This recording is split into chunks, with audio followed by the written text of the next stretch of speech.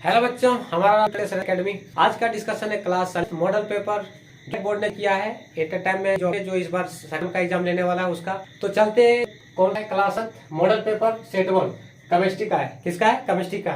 Turn 2, ठीक है ना। तो कुछ छोटी छोटी जानकारी है जो कि स्टूडेंट के लिए बहुत काफी इंपॉर्टेंट है, वो बता देता हूँ कि कितना मार्क्स का क्या है, सेक्शन कितने हैं। तो देखो, कंप्लीट सॉल्यूशन और प्लीज सब्सक्राइब और चैनल, ठीक है ना। तो ये है, और इंट्रो वीडियो मतलब ये तो अपना है।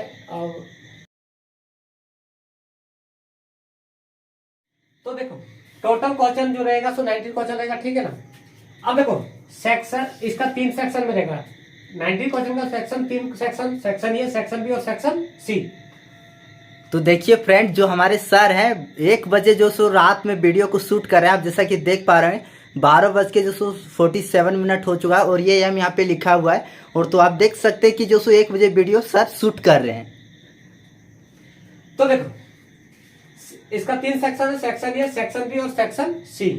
तो सेक्शन ए जो है सो 1 to 7, जो 1 से लेकर 7 तक रहेगा, ठीक है ना। 1 से लेकर के 7 तक। और सेक्शन बी में जो रहेगा 8 to 14, और सेक्शन सी में जो रहेगा 15 to 19।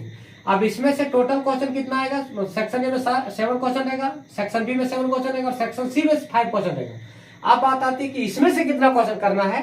तो इसमें से 5 क्वेश्चन करना है, सेक्शन ए से 5 क्वेश्चन, सेक्शन बी से 5 क्वेश्चन और सेक्शन सी से 3 क्वेश्चन। अब इसमें से कितना मार्क्स दिया जाएगा? सेक्शन ए में जो रहेगा वो 1 मार्क्स का रहेगा। सेक्शन ए का कितना मार्क्स का? एवरी क्वेश्चन 1 मार्क्स का। सेक्शन बी 3 मार्क्स का, एवरी क्वेश्चन 3 मार्क्स। और section see every question 5 marks. अब इसमें से जो आएगा टोटल मार्क्स, तो 5 into 1 तो equal to 5, 5 into 3 equal to 15 और 5 into 3 इक्वल टू 15, और टोटल आ जाएगा 35। इसका मतलब जैक बोर्ड ने जो जारी किया है इस बार जो सेकंड टर्म के लिए, वो 35 मार्क्स करने का रहेगा। और ये पूरा का पूरा मार्क्स डिस्ट्रीब्यूशन है। तो ये स्टूडेंट के लिए बहुत जरूरी डेटा है, तो इसको ध्यान रखें। और मैं अब क्वेश्चन पे आते हैं हम लोग। Question number first, section A का क्वेश्चन नंबर फर्स्ट किसका?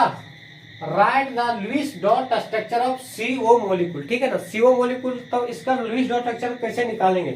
तो थोड़ा सा हल्का सा स्टूडेंट को लगता है कंफ्यूजन, लेकिन टेंशन नहीं लेने का। सिर्फ देखो कैसे हम लोग लिखते हैं। तो देखो इसका आंसर कैसे लिखेंगे हम लोग, ठीक। तो देखकर लुईस डॉट स्ट्रक्चर हम लोग लिखने के लिए थोड़ा सा कुछ ऑक्टेट रूल को जानना पड़ेगा। तो देखो, कार्बन है और क्या है, वो है, ठीक है ना। तो मैं थोड़ा सा जगह लेकर के स्पेस लेके काम किया।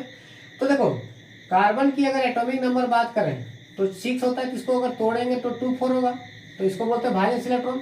और ऑक्सीजन की बात करें तो 8 होता है, और 8 को अगर तोड़े तो 2 कितना 2 6 आ जाएगा, तो इसको भी वैलेंस इलेक्ट्रॉन बोलते हैं। तो देखो, यही पूरा खेल है इसी पे, लास्ट वाले इलेक्ट्रॉन पे, इस पे और इस पे, ठीक है ना, इस पे और इस पे। तो देखो, कार्बन का वैलेंस इलेक्ट्रॉन कितना 4, तो बिंदिया लगेगा 4, कितना लगेगा? बिंदिया 4। तो एक बात सुनना ध्यान से, 1 बिंदिया, 2 बिंदिया और 2 4 बिंदिया, ये 4 बिंदिया। ऑक्सीजन को भी पकड़ लो, वैलेंस इलेक्ट्रॉन कितना 6 होता है। तो ध्यान से सुनेगा, क्या 2 2 4, ठीक है ना। और 6 लगाना है, कितना लगाना है? 6 लगाना है। तो देखो ध्यान से, यहां अगर लगाते हैं तो अगर पेयरिंग करते हैं तो मतलब ऑक्टेट रूल फेल हो जाता है। तो इसको दो जो यहाँ ये 2 इलेक्ट्रॉन है, इसको क्या करो, ये इलेक्ट्रॉन को यहाँ लगा दो, एक यहाँ दे दो और एक यहाँ दे दो, ठीक ना। तो देखो ध्यान से, इसको आराम से देखना। ये ऐसे अपना घर बना दे। देखो 3 और 3 6 और 2 8, ऑक्टेट रूल पूरा हो गया। और ऑक्टेट रूल यही बोलता है कि हम सबसे पहले 2 8 इलेक्ट्रॉन हमको चाहिए, 2 या 8 इलेक्ट्रॉन चाहिए। तो 8 हो गया। इसको भी देखो, 2 2 2 3 3 2 5 5 और 3 8, इसका भी ऑक्टेट रूल पूरा हो गया। मतलब इसको हम लोग ऐसे लिख सकते हैं, ये डॉट डॉट मिला देंगे तो ट्रिपल बॉन्ड बनेगा ना, देख लो, दिख रहा है तुमको।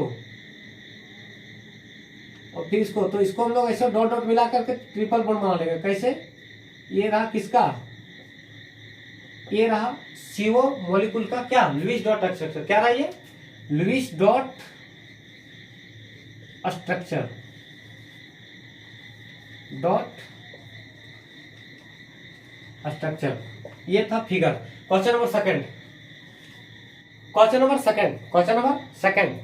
तो देखो एक बात बताता हूं, एक्जोथर्मिक रिएक्शन जो होता है ना, एक्जोथर्मिक, वो हमेशा क्या होता है उसके बारे में पूछ रहा है। तो देखो द वैल्यू ऑफ डबल लिखा गया है, केवल इतना, the value of enthalpy change for the exothermic reaction is always, always exothermic reaction always होता है, क्या होता है, नेगेटिव होगा, पॉजिटिव होगा या क्या होगा ये बताना है, ठीक है ना। तो एक बात बताता हूँ, सिंपल सी लाइनें हैं। अगर बात करें ना तो एंथैल्पी अगर पूछे एक्सोथर्मिक के बारे में तो डेल्टा एच, ठीक ना। तो H products minus H reactant, ठीक ना, H products minus H reactants. और जब प्रोडक्ट में से रिएक्टेंट घटता है तो हमेशा हमेशा ये नेगेटिव आता है, क्या आता है, हमेशा नेगेटिव आता है, ठीक है ना। और जब नेगेटिव आता है तो एक रिजल्ट बन गया तुम्हारा ये क्या, कि हमेशा जो इंथैल्पी चेंज होता है एक्सोथर्मी वो हमेशा ऑलवेज नेगेटिव होता है, क्या होता है, negative.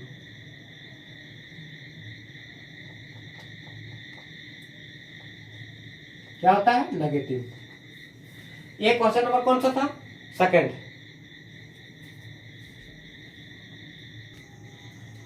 Question number third, right the general electronic configuration of group number 13 elements. Group 13 का जनरल इलेक्ट्रॉनिक कॉन्फ़िगरेशन पूछा है, तो जनरल सुनो ध्यान से, कैसे लिखने जा रहा हूं सोचो। अब देखो, अगर जनरल इलेक्ट्रॉनिक कॉन्फ़िगरेशन पूछे,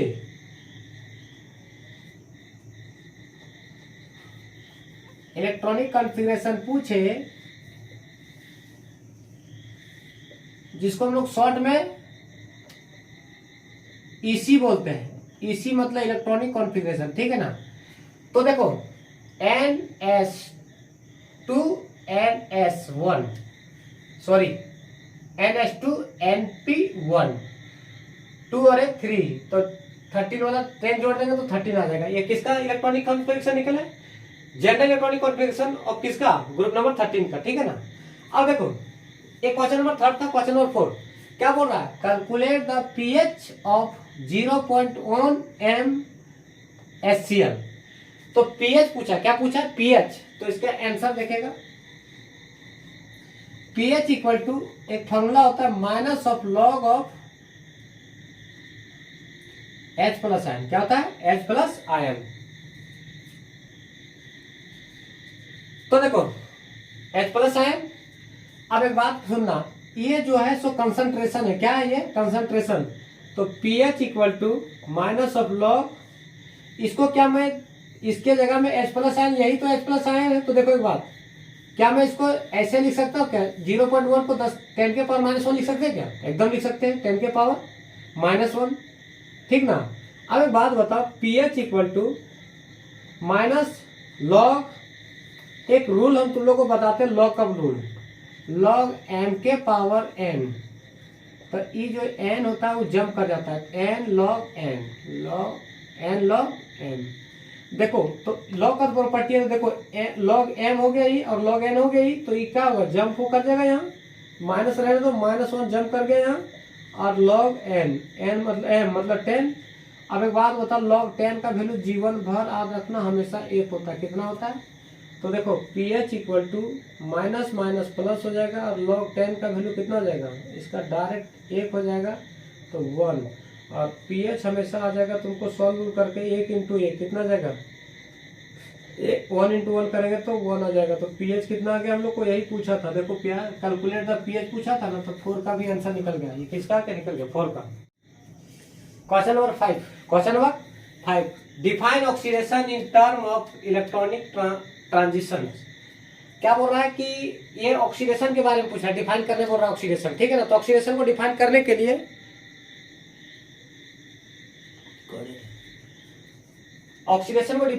लिए देखो कुछ नया बात नहीं है, इलेक्ट्रॉन को क्या करना, the process of loss of electron. सीधा अगर ऑक्सीडेशन के बारे में पूछे ना तो लॉस ऑफ इलेक्ट्रॉन क्या कहलाता है, ऑक्सीडेशन कहलाता है। देखो लिख भी दिया, the process of loss of electron या an increase in oxidation state by a molecule या एटम्स। एटम के थ्रू से क्या ऑक्सीडेशन को क्या कर देता है, इंक्रीज कर देता है, स्टेट को इंक्रीज कर देगा, तो उसी को क्या बोल दिया उसने, ऑक्सीडेशन बोला। अब नेक्स्ट क्वेश्चन नंबर क्या है, 6। क्वेश्चन नंबर 6 क्या है, 6 नंबर देखेगा, IUPAC name name of following organic compound. Organic compound का यूपेक नेम लिखने बोल रहा है। क्या लिखने बोल रहा है? यूपेक नेम। देखो यूपेक नेम लिखने के लिए कुछ रूल होते हैं, तो रूल तो क्लास में ही बताया गया है, लेकिन अगर नहीं जानता है तो फिर भी मैं बता दे रहा हूँ, यहाँ पे देख लेगा।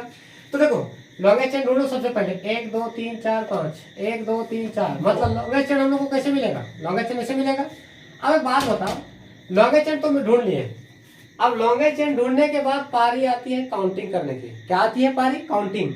काउंटिंग इधर से या उधर से? तो देखो डबल बॉन्ड इधर से, पहला तो रूल होता है कि ब्रांच देख लो, ब्रांच तो बीचों बीच में है, कोई दिक्कत नहीं, वो तो खत्म हो गया।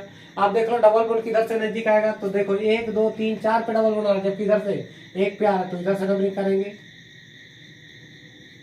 नंबरिंग जब ऐसे कर दिए तो एक बात बताओ, 3 पे क्या है? मिथाइल है, इसको तो देखो 3 पे क्या है?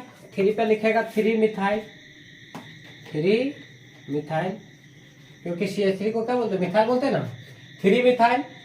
अब एक बात बताओ, मेन चेन में कितना कार्बन है? मेन चेन में 5 कार्बन है, जिसको बोलते हैं पेंट, ठीक है ना, 5 को पेंट बोलते हैं, ठीक है। पेंट होने के बाद एक बात बताओ, पेंट 1 पे क्या डबल बॉन्ड है, तो डबल बॉन्ड के लिए क्या लगाते हैं? ENE लगाते हैं, नहीं लगाते हैं? पेंट 1 पे डबल बॉन्ड तो 1 इन, 3 मिथाइल पेंट 1 इन। ये क्वेश्चन नंबर कौन सा? 6 था।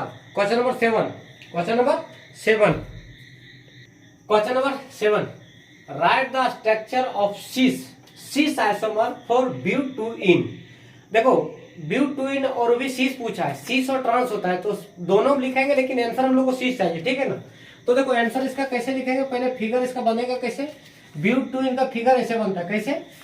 CH3 CH double bond CH CH3, ये किसका फिगर बना? ब्यूटूइन का बना। किसका बना? ब्यूटूइन का। अब इसी को सिस और ट्रांस बनाना है, तो लेकिन हम लोग को आंसर जो चाहिए तो सिस चाहिए, ठीक है ना। क्या चाहिए? सिस चाहिए। तो सिस कैसे बनेगा वो बात की बात है, दोनों बनाएंगे, लेकिन सिस हम लोग को आंसर चाहिए। तो देखो double bond C double bond दोनों रख दिया। अब देखो ऐसे लिख लो। अब क्या करो, तुम्हें दोनों बनाना है, तो मान लो कि एक हाइड्रोजन यहाँ पे, तो एक हाइड्रोजन यहाँ लगा दो, एक CH3 लगा दो। ये हाइड्रोजन यहाँ लगाया, CH3 यहाँ लगा दिया। फिर तो उसी तरह हाइड्रोजन यहाँ लगा दो और CH3 यहाँ लगा दो, ठीक है ना। अब ये हाइड्रोजन, कौन हाइड्रोजन? ये वाला हाइड्रोजन और ये हाइड्रोजन देखो सेम साइड है, या ये वाला और ये वाला दोनों सेम साइड है। और जब सेम साइड आता है किसको बोलते हैं केमिस्ट्री की भाषा में? Cis isomer. क्या बोलते हैं? सिस आइसोमर, ठीक है ना। अब एक बात बता, ट्रांस भी बना देता हूँ, जरूरत पड़ेगा कभी जीवन में तो सीख लो ट्रांस। सिर्फ क्या कर दो, ये दोनों हाइड्रोजन को अपोजिट डायरेक्शन में कर दो, C डबल बॉन्ड दोनों को क्या कर दो? अपोजिट। अपोजिट मतलब हाइड्रोजन को एक इधर दे दो और एक को इधर दे दो, बस ऑटोमेटिक तुम्हारा ये क्या बन जाएगा? ये तुम्हारा ट्रांस बन जाएगा। लेकिन तुमको जो पूछा था ना, वो तुमको सिस पूछा था, ट्रांस नहीं पूछा था, ये नहीं पूछा था, तो आंसर तुम्हारा कौन सा हो जाएगा? ये वाला। एक क्वेश्चन नंबर 7 था, आप सुनेगा ध्यान से। एक कंप्लीट सॉल्यूशन है सेक्शन ए का। नेक्स्ट वीडियो में आपको सेक्शन बी और सेक्शन सी और जो आपका मॉडल पेपर बचा हुआ उसका सॉल्यूशन मिलेगा, ठीक है। अगर अगर आप चैनल पे नए होंगे तो अगर चैनल को सब्सक्राइब नहीं किया होगा तो चैनल को सब्सक्राइब करें, ताकि आपको वीडियो अपलोड करूं तो आपको नोटिफिकेशन मिल जाए।